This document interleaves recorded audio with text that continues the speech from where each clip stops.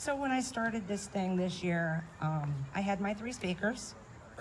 Tom Sinan, who's always there for me. He's an awesome guy. And Chris and Katie. But then a God thing happened. One of those things that you kind of just can't really explain. I went to Mount Washington United Methodist Church to talk to Pastor Penny, who's over here handing out water. And the night before, I had gone to the overdose awareness event downtown. It's Katie's event she talked about. And this guy was emceeing the event. I said hi, blah, blah, blah. And then the next night, he was where I went at United Methodist Church. And Pastor Penny thought that we were together or something, because I'm like, no, I'm here for you. That's a God thing. So I didn't really have an opportunity to put together an intro for him. But I thought that God story was pretty powerful in itself. So we've only known each other a couple weeks. I have heard about his podcast, Tragedy to Triumph, and I got what a lot of people have not been able to get is I got to hear his story that night, which is an amazing story of hope, which is what this is all about. That there's sadness and there's hurt, there's pain, it's hard. But there is recovery, and there's wonderful things that can come out of it. So with that, I will give you Aaron Laine.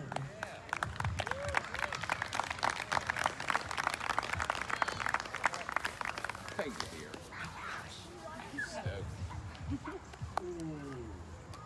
Hey everybody, my name's Aaron Laine. I openly love the sound of my own voice.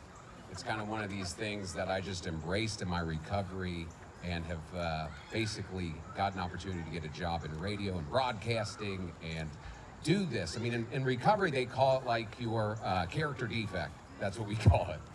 But I'm like, you can take character defects and make them something positive. You can, depending on how you utilize that. Now, yes, I spin music. I talk about what's going on in the community. You know, all the silly things that radio is to entertain. And then I do a show called Tragedy to Triumph, amazing stories of hope from people who are in recovery, or people who are around recovery, or people who've been affected by all this. And that, as Patty talked about, was a God thing. Actually, it's all a God thing, really. The job's a God thing. Being here tonight's a God thing. I mean, regardless if you believe that, I know that in my own life, that's the truth, which is a beautiful feeling for me. In terms of this, I mean, I can look around. I know everybody has been affected by this. We all have. Some of us have lost loved ones. Some of us have someone out there who's still struggling. They're probably not even here right now. Some of us maybe have one day strung together. Some of us, I talked to another man who just was getting ready to celebrate 36 years. That's a long time, but it's possible. That's the beautiful thing about this, is it is possible. You know, I look at our community, try to look at what I do and like, how can I make impact? How can I encourage people to change their lives in any capacity? Whether it's drugs, whether it's, you know, abuse, whether it's, you know, overeating, whatever that may be, we all have something that deeply affects us and takes us away from being good people. Addiction, the scary part about that is it takes people away from us so much sooner than they were supposed to be. This event would have not been going on 10 years ago. Think about that for a moment. Like what we do today and how often these happen. This is a recovery month, 30 days of hope to talk about, to bring awareness. That's what this is about. This August 31st, the Overdose Awareness Rally. This is what we're doing. And though it's positive, it's had such a negative for it to even happen. So what do we do with all this? Like it's kind of funny. I always do this throw, like my brain's kind of weird, so bear with me. Like famous firsts, okay? At one point in time, people didn't have ladders. They're just like, I need to get on top of that big hill. How am I gonna do it? Well, they figured out and they built a ladder. Now it's easier to climb on top of things. You know, a day before that, those didn't exist. Same thing with like recovery. Before we had all of this going on, it was so much more difficult to change your life. The programs of recovery, whether they're AA, NA, Smart Recovery, going to church, whatever those things, like the hard work's already been done for us. It's all there, it's all available. And with the power of the internet, you get even quicker. I mean, I talk to people in other states. I have people who listen to this show from other countries. This is a huge thing. But the thing that matters most is our community right here, the people that are here right now, and how you guys are affected by it. How can we take that and how can we embrace a life of change and hope? I think it starts with like compassion. I keep saying this thing, like compassion never goes out of style, right? It's something that for the rest of our lives, we can continue to do because it doesn't cost us anything. It doesn't cost me anything to be kind to somebody else. It doesn't. But maybe, I'm having a bad day. Let me tell you something. If you help somebody when you're having a bad day, I guarantee you, your day's gonna get a little bit brighter. Because there's always someone that has it worse that day. There's always someone who's homeless on the corner. Like, instead of looking at them like, look at all the bad choices they made, maybe say, how can I help them? Whether it's a meal, whether it's just a smile, whatever it is, a jacket. I know people who have gotten into recovery because someone gave them a coat on the corner of the street. There's power in that. There's power in compassion.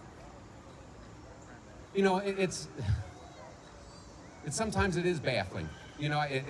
It's wild. I have a coworker here with me, the amazing Rockin' Ron on WGRR. He didn't know me before all of this happened, and I didn't really give you guys some background. Look, yes, I was on drugs for a long time. It was terrible. The same story we continue to hear. I mean, ugly, deep, degrading, deplorable things. But that's behind us. That was yesterday, right? What are we doing today? Rockin' Ron met me. He never knew that I had these issues. The people that meet me today would never know that that was a part of my life. But I'm so transparent about it because that's what allows me to keep it. If you search my name on the internet, Aaron Laine, Laine. The cool thing is my show pops up now, which is great for me. But also mug shots. There's also this story where I sued Metropolis Dance Club because I was dancing on a bar. I fell off because a girl smacked my butt. It was a terrible situation. But I did win the lawsuit, spent all that money many years ago. So if I already have these ugly things that I'm ashamed of on the internet, if I embrace it, then you can't hold it against me. That's I don't know about you, but makes me feel good.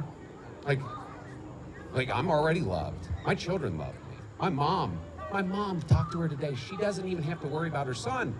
How big that is.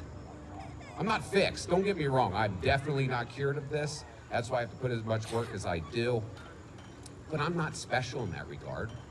There's millions of other people just like me who've changed their lives. There's plenty of different paths to recovery. My recovery doesn't look like somebody else's.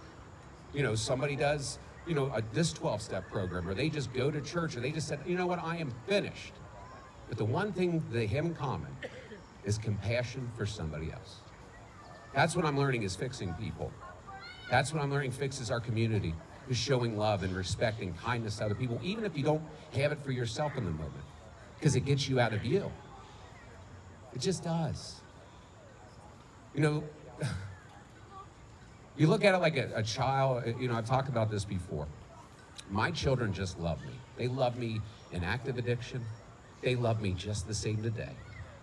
But that's one of those things, one of those catalysts in my life where I realize that regardless, I have value. How bad it is, we all have value. You're priceless in the eyes of somebody, maybe the kids, your mom, the eyes of God.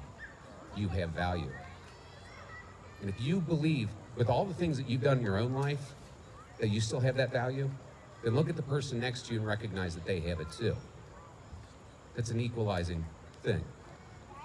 It's always really exciting to do this. As I said, I love the sound of my own voice, so I could do this for hours, but I'll kind of just wrap it up.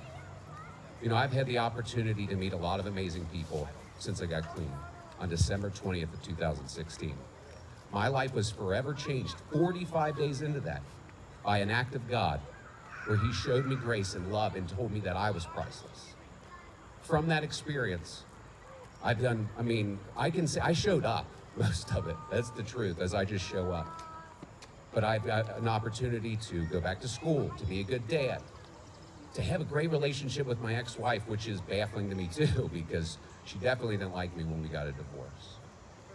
To have a program of recovery, new friends who actually look out for me and love me. I have a lot more self-respect. I can look at that guy in the mirror and be like, man, Aaron, you're a pretty good dude.